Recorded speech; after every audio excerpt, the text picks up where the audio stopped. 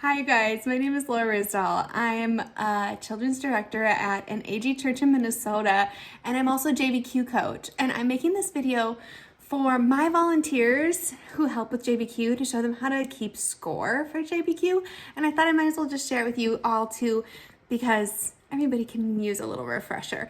I'm no expert, but I did grow up doing JBQ and now I'm coaching JBQ. So I really believe in this ministry, and I hope you find some help on my channel here that can help you with your program at your church, because the bottom line is we want kids learning the Bible, and this is a great discipleship tool to do that. So a couple things to get started. I'm going to be using this score sheet. It's really basic. There are other versions, of course, and you can use whatever version works well for you. This was just the one that we have been using, and it works really well. I'm going to do a pretend quiz round and show you some of the things that can happen in a quiz round so you're totally prepared. We have volunteers practice at our quiz practices before they officiate at a quiz meet, but I know sometimes you gotta just jump right in there. So hopefully this can be like a little, like the little quick cheat sheet for you. All right, here, let's get started right away. Okay, so the first thing you'll notice is that there are 20 questions. Every quiz match has 20 questions, and they're broken up into 10 10s, 7 20s, and 3 30s. So that's important to remember. When you start, the very first thing when you come into the quiz room, you're going to fill out all the preliminary stuff. So it's kind of the stuff on the edges. If you want to put the date, go for it. We'll do it just out of being complete. You can write the room number, the round number. You can write the starting time and the finish time. Those are just kind of good to know. Then make sure you get your teams. In our district, our teams don't have numbers, but they have names. So I'm gonna fill out, we'll call, one of our teams is called the Angels.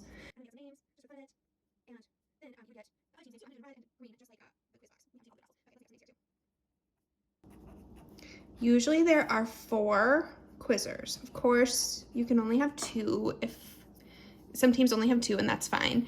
This little line underneath here is for the substitute for this quizzer. So if a quizzer gets subbed out for whatever reason, the coach can do it, they could get a quiz out forward or backwards, that's where you would write their sub. Everything's set, then you'll wait for the quizmaster to start the match, and when the match begins, that's when you have to pay very close attention. So the first thing you need to pay attention to is when they say question number 1, you're gonna get your hand ready right here, and you're gonna write the point value, 10, 20, or 30. So let's just say they go, question number 1 for 10 points, okay? You write in the point value. A bunch of things could happen, right? The quizzer could buzz in and get it right or wrong, or it could be a no response. So first, let me show you what would happen if there's a no response. A no response is when the 5 seconds go by and nobody buzzes in. So you'll hear a beep and the timekeeper will say time and the quizmaster will say no response. And then what you do is you just draw a line straight through everything. That's just to help you remember no points were scored for that round. Then let's do an example of question number 2 for 10 points. And somebody buzzes in at the end of the question, not interrupted, and gets it correct. Yay! Woohoo! That's what we want, right? So we'll just pretend this kid got it correct for 10 points. So you write it there in her slot, and then the important thing is you do a running total at the bottom. So that team got 10 points. Okay, then we'll say question number 3 for 20 points. Question number 3 for 20 points. What do we mean when we say God is omnipresent? And Oliver gets it correct down here, this team. Of course, I wouldn't normally switch colors. I'm just doing this to show you the comparison. Write it down here, and then you need to keep track of this team's running total down here. Okay, now in a perfect world, everybody would get everything right, and we'd never have to talk about what happens when kids get it incorrect. But of course, kids will get it incorrect. For a 10-pointer, if a 10-pointer is incorrect, it is half points negative. What I mean is they would get a -5 for a 10-pointer, a -10 for a 20-pointer, and a -15 for a 30-pointer.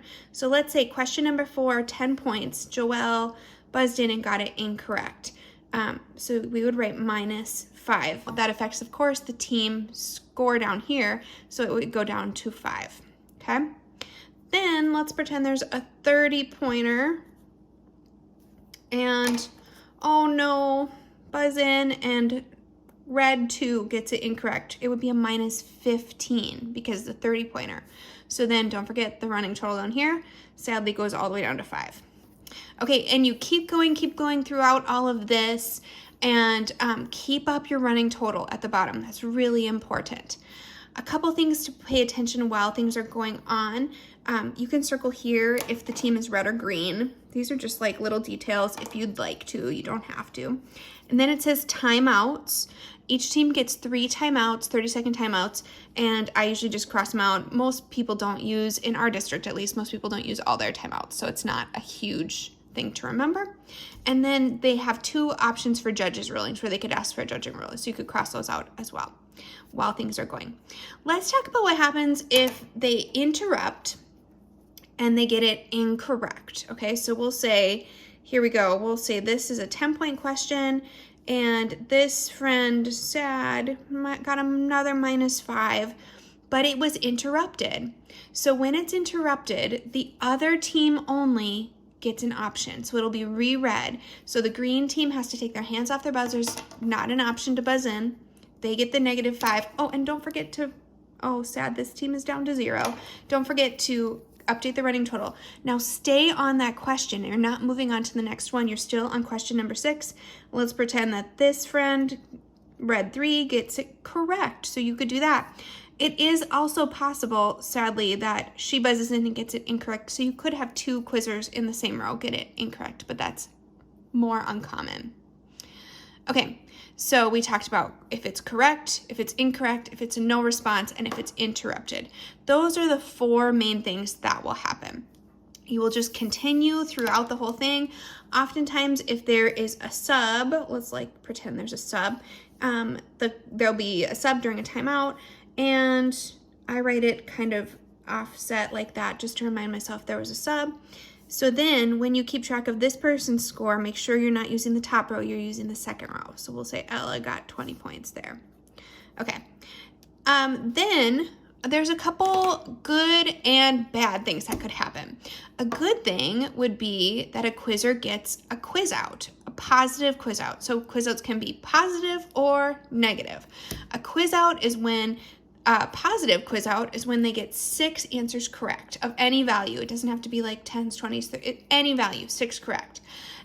Negative quiz out is when they get 3 incorrect. And that's so sad. And we always encourage our quizzers, we're proud of you for buzzing in, but we're gonna let someone else have a turn, so you need to come off the bench. When each of those happens, a sub will come in. Let's just imagine here, I'm just going to do a bunch of 10s in a row here.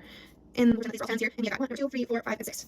So 30, 40, 50, this could happen, 60, 70, and then 1, 2, 3, 4, 5, 6 correct. When you get 6 correct, you're quiz out, okay? And then you would write the bonus points right here. A quiz out forward gets a bonus point right there, okay? Now you don't add it to the running total until the end, but you can write it right here on the quizzer total. So this quizzer would get 10, 20, 30, 40, 50, 60 plus the 10, 70 points. And then she would have the option of having somebody come in to sub for her. Now, it could also happen where a quizzer gets 3 incorrect. We'll just jump right here. We'll do 2 more 10s, and we'll say that this friend got a -5 and a -5. Oh, sad day. It's so sad when that happens. And the kids get discouraged, but it's your job as a coach to cheer them on, right?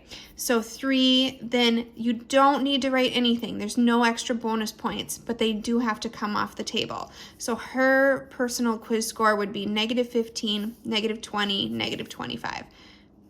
And that's okay. That happens sometimes. All right, so you keep going through the whole match. Another thing that could happen that is kind of a bummer, but it's a foul. So a foul is when somebody either speaks when they're not supposed to or is disruptive. So we can just pretend you can mark fouls anywhere. Like even this one was a negative answer, but pretend there was a foul happening at the same time. You just mark a -5. And I like to circle it just to remind myself that it's a foul. I think everybody kind of has their different ways of doing it, but you can just mark it however it works for you to mark a foul, just so you remember it's different than negative points, but it counts like points.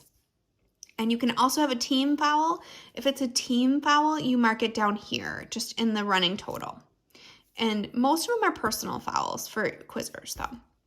Okay, then say we get to the end. I want to highlight this little part. If we get to the end and it is a tie score, you'll go into overtime. Overtime is 110, 120, 130, and then whoever wins at the end of that is the winner. So you'll score that there.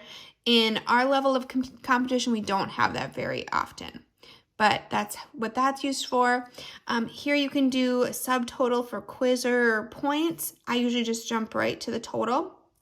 If you are the quiz master for the round, your responsibility will be this bottom part to write in the high score, the second high score, and that's from both teams. So you have to look through both of them. So just for what we have so far, we'd have Mia with 70, we have 20, we have Joel with 10, Hope with 5, down here we have Oliver with 20, and we have Rosa with 10. So all the scores over here, all of them are equal. So Mia would be the high, so you'd write Mia, and you'd write that, okay? Then the second high score would be a tie, and that happens often. So it would be Ella and Oliver, so you'd write them both. Ella, comma, Oliver with 20 points. And then you talk about the first place team and the second place team. Make sure you add this all up so you have a team total. So this would be 70, 90, back down to 80, back down to 75. And this team would be 20 to -5, up to 5. So you'd write team 1 would be Angels with 75, and team 2 would be Gospels with 5. Now this part right here is really important. When you're at an actual quiz meet, each coach from each team has to initial saying that they agree with your score. So you'll just see like different initials like this. And once you have it all filled out, everything looks good, that's when you can turn in your quiz score and they can start tallying the scores and adding up individual scores. You can also write the time finished there if you want. All right, you guys, I hope that was helpful to you in learning how to score a quiz match. I know there's a lot of pieces, and really it just will take practice to get really comfortable doing it.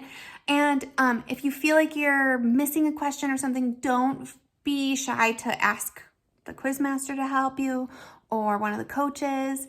I mean, really, it's not like a test. We're just here for the kids. I think that's what, always just remember, you're just here for the kids, right?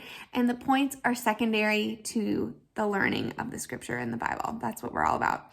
All right, if this kind of video is helpful to you with starting a JBQ team, please let me know, and let me know if there's any other kinds of quiz videos you'd like to see. All right, thanks everybody. Have a good day. Happy quizzing.